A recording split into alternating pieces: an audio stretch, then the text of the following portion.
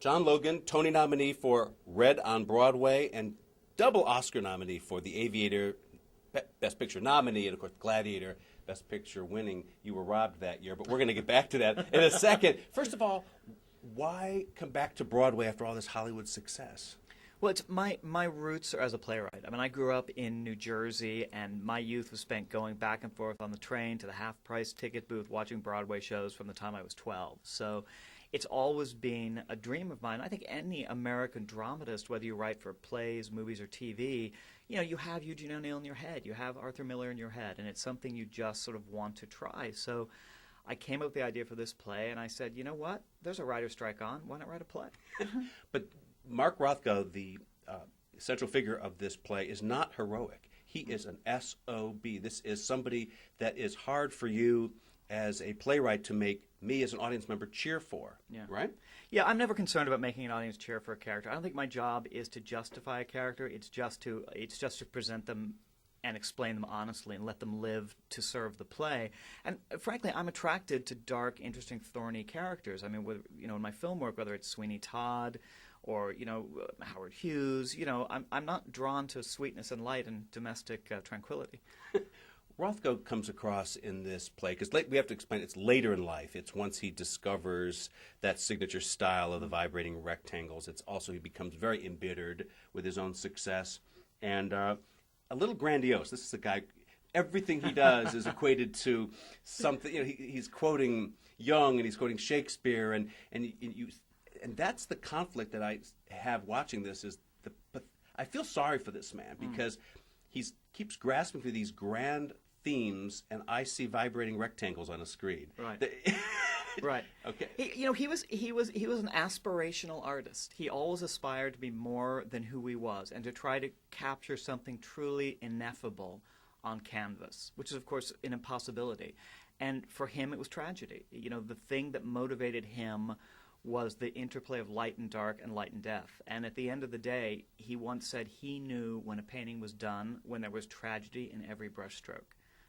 And so, do you see the tragedy in every brushstroke? Absolutely. So early on in his career, when he was doing more representational art, okay, fine, and he was actually doing more allegorical art, that was obvious. Yeah. In these later years, when it's abstract, a word he denied and he claimed that he was not an abstract painter. But do you see the tragedy in every stroke? I do. I mean, the reason I wrote the play is I was in London working on Sweeney Todd, and I went to the Tate Modern, where the Seagram's murals were at that point.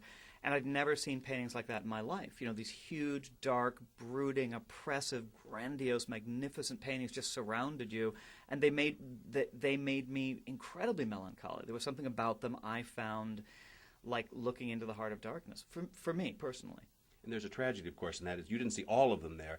Weren't all of these Seagram's paintings, which is what this is the story of, Rothko painting these canvases for the Four Seasons restaurant, and he pulls the plug at one point, and they end up in 3 different places historically, right? The collection is scattered. It's scattered throughout. He did about 30 murals in total, and after his death, they were divided up. While he was still alive, he gave the best pieces to the Tate, but some are in Washington and some are in Japan, so they're sort of divided up hither and yon. But the ones that are in England represent his fullest vision of the complete fugue, that he called it, of what these paintings could be working in sequence.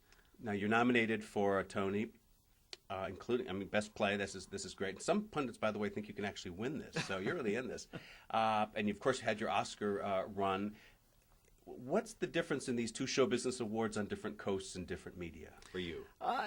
Very different. I mean, the Broadway community, what you always hear from the outside, all those years I spent aspirationally trying to get on Broadway, you kept hearing it's like a little family when you get there. That's exactly what it is. It's these little theaters all next to each other. You see the same people all the time. You always go out and you see people at dinner, and it's a very small, happy community, very embracing and very, very, very welcoming and gracious to one another. Whereas in Hollywood, because we're always in our cars driving to thousands of miles to get anywhere, there's not that same sense of we're all in the same club.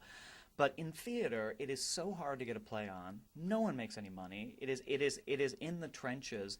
There's no sense of entitlement or any sense that we're anything but fellow artists trying to do good work. So to me, it's a little more benevolent.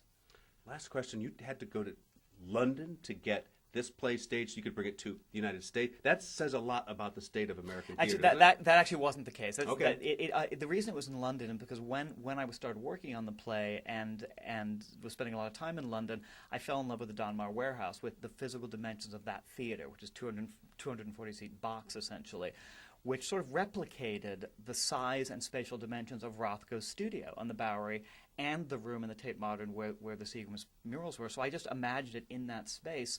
And most importantly, the director I admire most in the world for theater, Michael Grandage, is the artistic director of the Donmar. So he was almost literally the first person to see the play. Because I said, I would love for you to do this. But of course, that's a suspicious pattern that we see now, where our American artists have to go overseas to get their stuff staged so it can come back here in a prominent way. And, but yours did that deliberately.